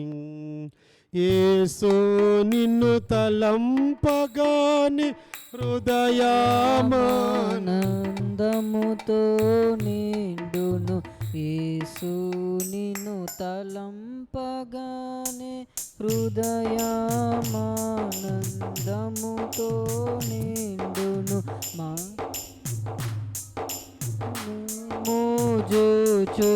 వాసము చేసినప్పుడేట్లుండును.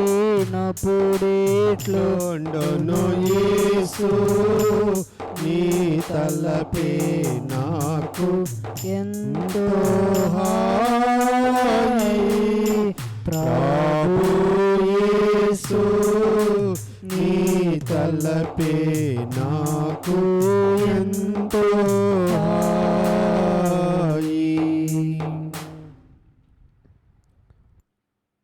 మోకరించి 2 చేతులు జోడించి నీతిశూరుడైన యేసుక్రీస్తు ప్రభుని మాత్రమే తలంచుకుందాము. యెహోవా యందు భయభక్తులు గల మీకు నీతిశూరుడు వధించును, ఆయన రెక్కల కింద ఆరోగ్యము కలుగును. కొవిన దూడ గంతులు వేయినట్లు మీరు గంతులు వేయుదురు.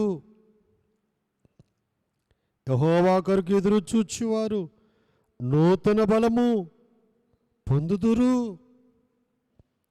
మన సమస్యల కొరకు కాదు, ఆయన తండ్రి, మనము ఆయన బిడ్డలము. మనల్ని ప్రేమించి తన అమూల్యమైన రక్తాన్ని కాచారు. ఆయన మన తండ్రి, మనమైన బిడ్డలము.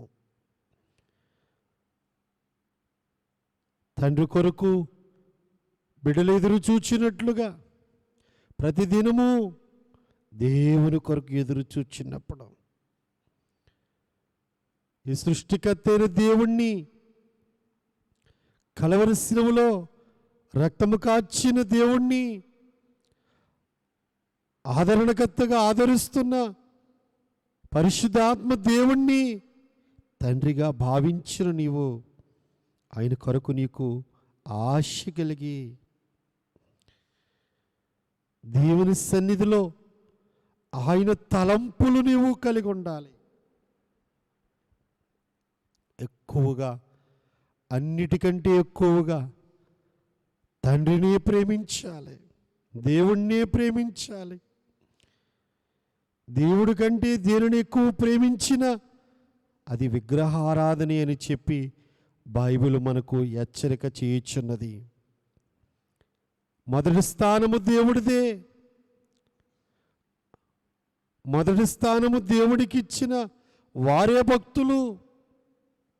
దేవుడు చెప్పిన వెంటనే తన ఏకైక కుమారుణ్ణి ఇవ్వడానికి వెనుక తీయలేదు అబ్రహాము.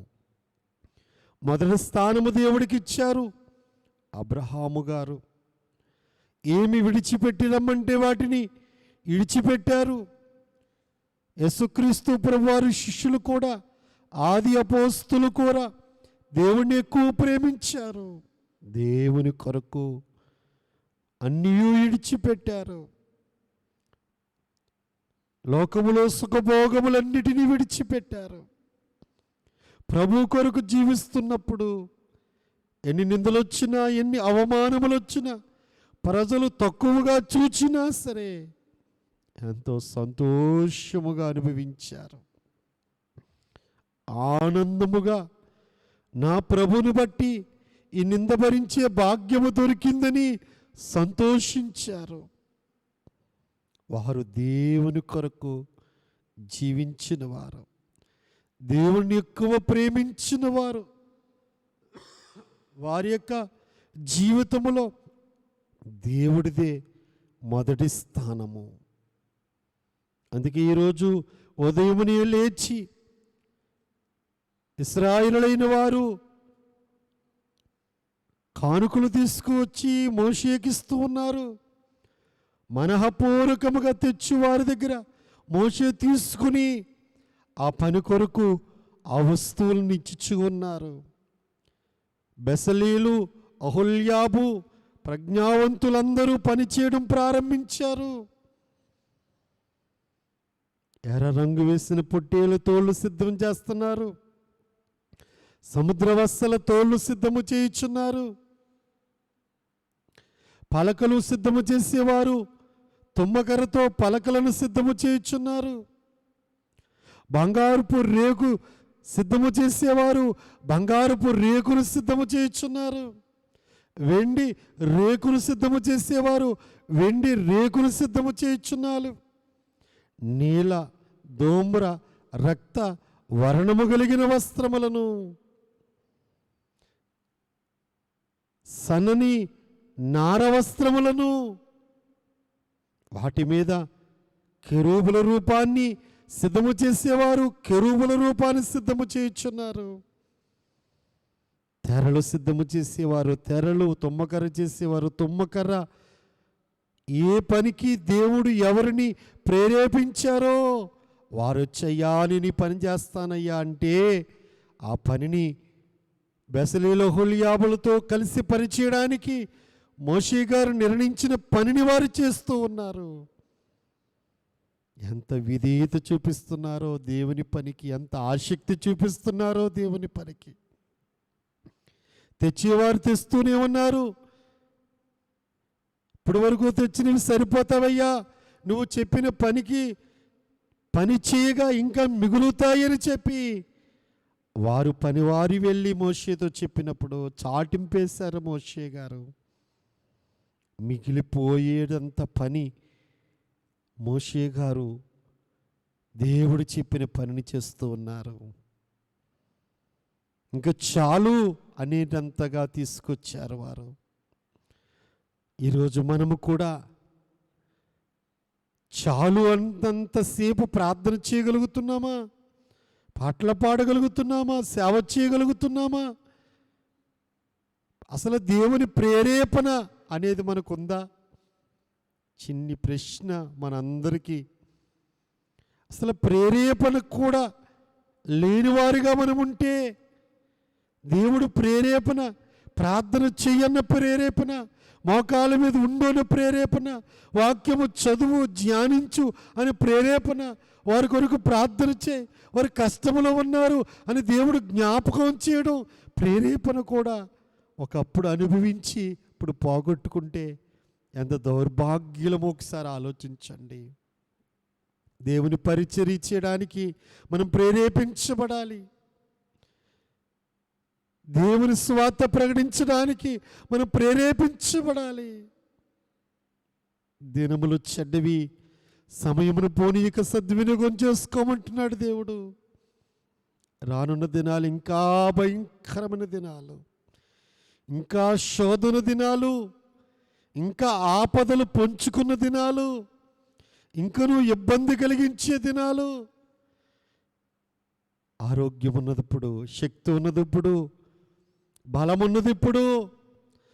దేవుని పని చేయడానికి, ప్రార్థనలు చేయడానికి నువ్వు బలహీనుడు కాకూడదు.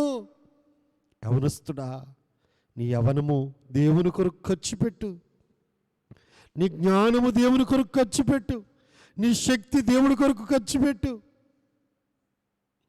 దేవా, నన్ను వాడుకోనైనా ఈరోజు నన్ను నీ సన్నిధిలో వాడుకో ప్రభువా, నన్ను నీ కొరకు వాడుకో ప్రభువా అని ప్రతిరోజు మనము దేవుని చేతిలో వాడబడే అర్హమైన పాత్రగా,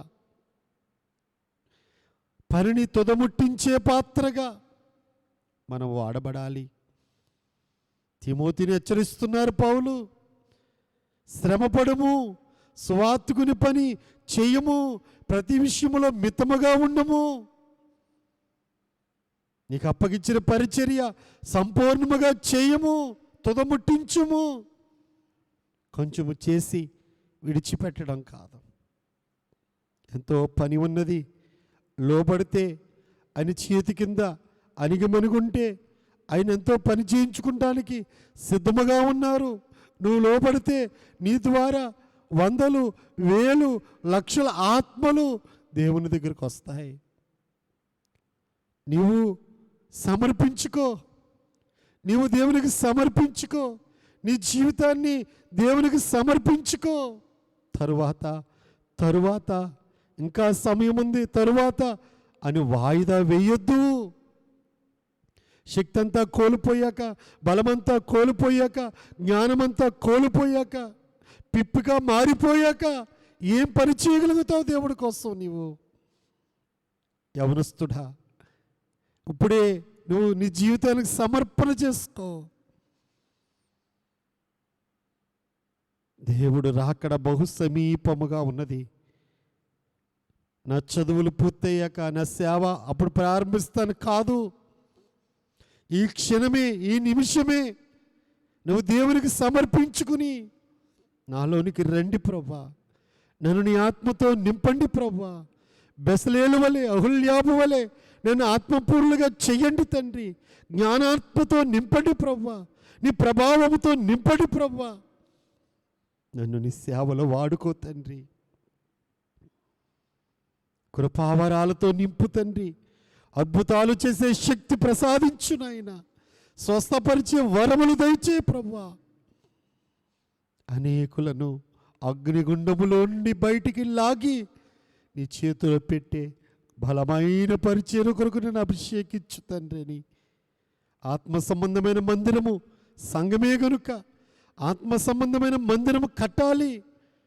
తెర ఎలాగున గుండీలతో కొలుకులతో జతపరచాలో, ఒక ఆత్మను కూడగొట్టి సంగముగా కూర్చోబెట్టి ఒక తెర ఎలా కలిసిందో, ఒకరి మనస్సు కలిసి వారి ఏక మనస్సుతో ప్రార్థించినప్పుడు 120 మంది మనస్సు ఏక మనస్సు, 120 మనస్సులు లేవు, 120 మంది ఒకే మనస్సుతో ప్రార్థించినప్పుడు పరిశుద్ధాత్మ అగ్ని వలె దిగివచ్చి ఒక్కొక్కరి మీద వ్రాలగా దేవుడు వారికి వచ్చిన వాక్శక్తిని బట్టి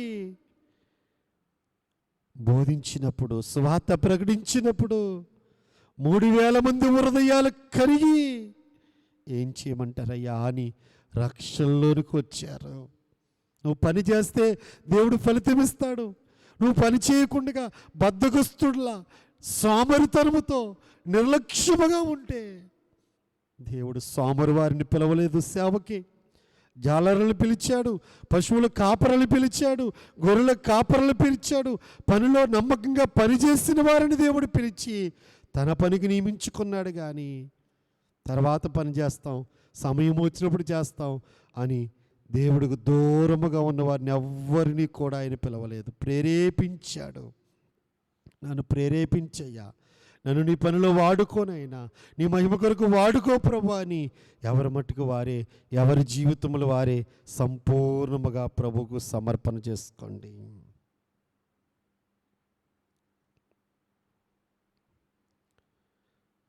నేను నేను నేను పనికిరాను అనుకోవద్దు. పనికిరాని పాత్రనని నన్ను పారవేకునైనా పనికొచ్చే పాత్రగా, అర్హమైన పాత్రగా, నీకు దాహము తీర్చే పాత్రగా, నీకు ఆకలి తీర్చే పాత్రగా, నీకు మహిమ తెచ్చే పాత్రగా, నిన్ను గౌరవపరిచే పాత్రగా. నీ పని చేసింది చిన్న పురుగు, నీ మాట విని నువ్వు చెప్పినట్లు చేసింది చిన్ని మొక్క, నువ్వు చెప్పినట్లు చేసినవి కాకులు, నువ్వు చెప్పినట్లు చేసినవి సృష్టిలో ఉన్న ప్రతి జీవిని సేవకు ఉపయోగపడుతుంది, ప్రతి వస్తువుని పనికి ఉపయోగపడుతుంది. అయ్యా, మనుషులను వాడుకుంటున్న నీవు నన్ను కూడా నీ పనికి వాడుకో తండ్రి,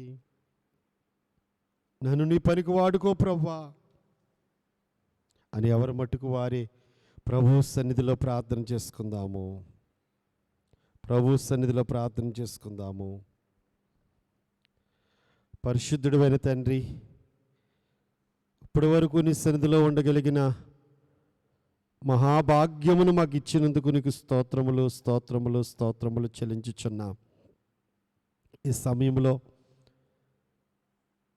బెసలేలును, అహోల్యాబును, ప్రజ్ఞావంతులను, జ్ఞానవంతులను నువ్వు ఎవరిని ప్రేరేపించే వారందరూ నీ పనిని ఎలాగూ చేశారో అలాగూ మేము కూడా నీ పని చేయడానికి సమర్పించుకుని ప్రేరేపించబడి చేసేలా సహాయం చేయండి.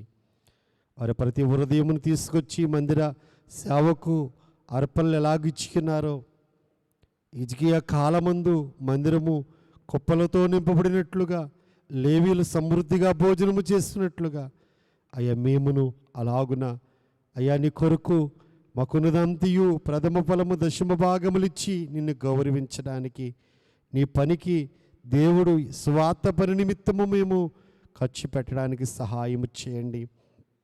ఆత్మ సంబంధమైన మందిరముగా మేము కట్టబడడానికి సహాయం చేయండి. కెరూబుల గురించి మాతో మాట్లాడావు.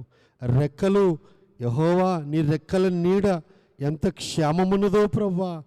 అయ్యా, ఏ తెగులు రాకుండగా, అయ్యా ఎంతమంది శత్రువులు వచ్చిన కీడు చేయకుండగా నువ్వు కప్పే నీవు కాపుదల ఉన్నది కనుక ఆ రెక్కల కిందకు వస్తే ఆరోగ్యమని, కవిని దూడవలే గంతులు వేస్తామని, రెక్కల కిందకు వస్తే సురక్షితముగా ఉంటామని, సంపూర్ణ బహుమానాన్ని అందుకుంటామని తండ్రి.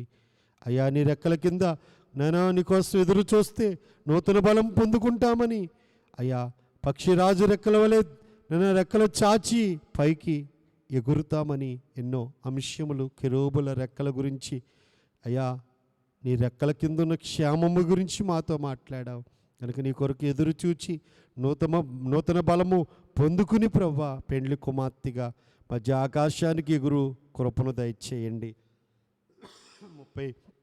36 దినాల సన్నిధిలో ఉండే భాగ్యం ఇచ్చావు, వందనాలు.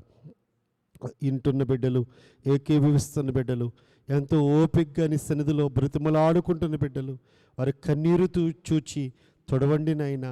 ఏ కుటుంబాలను కట్టండి ప్రవ్వా, వివాహాలు జరిగించండి నైనా. నైనా బాలింతలను, చంటి బిడ్డలను జ్ఞాపకం చేసుకోండి, గర్భిణీ స్త్రీలను జ్ఞాపకం చేసుకోండి, ఎత్తు వయసు వచ్చిన బిడ్డలను జ్ఞాపకం చేసుకోండి, అప్పుల్లో ఉన్న వారిని జ్ఞాపకం చేసుకోండి, సమాధానం లేని వారిని జ్ఞాపకం చేసుకోండి, కుటుంబ కలహాల్లో ఉన్న వారిని జ్ఞాపకం చేసుకోండి. నేను కన్నీరు కాచి వారిని జ్ఞాపకం చేసుకోండి. ప్రతి ఒక్కరిని నీ పరిశుద్ధ ఆత్మతో నింపండి ప్రవ్వా. నీ అగ్ని వంటి ఆత్మతో అభిషేకించిన ఆయన ప్రతి వారి యొక్క అంతరంగ బహిరంగ ప్రార్థనాంశాలన్నిటినీ మీరే నెరవేర్చమని, మా ముందున్న దినాలు ఆత్మీయంగా జరిగించమని, మేము చేయలేని ప్రార్థనలన్నీ తండ్రి కుడి పార్శ్వము కూర్చుని మీరు చేయుచున్న ప్రార్థనలు బట్టి నెరవేర్చమని మా కాపుదల కత్తెనేస్తు నామమున సమస్త ప్రార్థనాంశములు సమర్పించి వేడుకొనుచున్నాను తండ్రి. ఆమేన్. పరలోకమందున్న మా తండ్రి, నీ నామం పరిశుద్ధపరచబడుగాక, నీ రాజ్యం వచ్చునుగాక, నీ చిత్తం పరలోకమందు నెరవేరినట్లు భూమి యందు నెరవేరునుగాక. మానుదిన హారణుడు మాకు దయచే, మడల అపరాధము చేస్తున్న వారిని మేము క్షమించిన ప్రకారం మా అపరాధములను క్షమించుము. మమ్మల్ని శోధంలోనికి తేక ఆ కీడు నుండి తప్పించుము. రాజ్యము, శక్తి, మహిమ నిరంతరము నీవై ఉన్నావు తండ్రి. ఆమేన్. ప్రవేశ రక్తమే చేయం అపవాదికులకి లయం, ప్రవేశ రక్తమే చేయం అపవాదికులకి లయం, ప్రవేశన సంపూర్ణ విజయం, అపవాదికి ఎంతకాల నాశనం. హల్లెలూయా, హల్లెలూయా, హల్లెలూయా. స్తోత్రం, స్తోత్రం, స్తోత్రం. ఆమేన్, ఆమేన్, ఆమేన్. తండ్రి యెహోవా దేవునంత ప్రేమ, కుమారుడైన యేసుక్రీస్తు ప్రభువారి కృప, ఆదరణకర్తైన పరిశుద్ధాత్మ తండ్రి నిత్య సహవాసము, మహిమ మేఘములో చేరు పర్యంతము మనందరికీ తోడయుండును గాక. ఆమేన్. నీకును నీ సంఘమునకు నిత్యమును జయము జయము, నీకును నీ సంఘమునకు నిత్యమును జయము జయము. రక్షకానా వందనాలు, శ్రీ రక్షకానా వందనాలు. త్రియేక దేవునికి స్తోత్రములు. పరిశుద్ధులందరికీ మరణాత, అందరికీ హృదయపూర్వక మరణాత, మరణాత, మరణాత.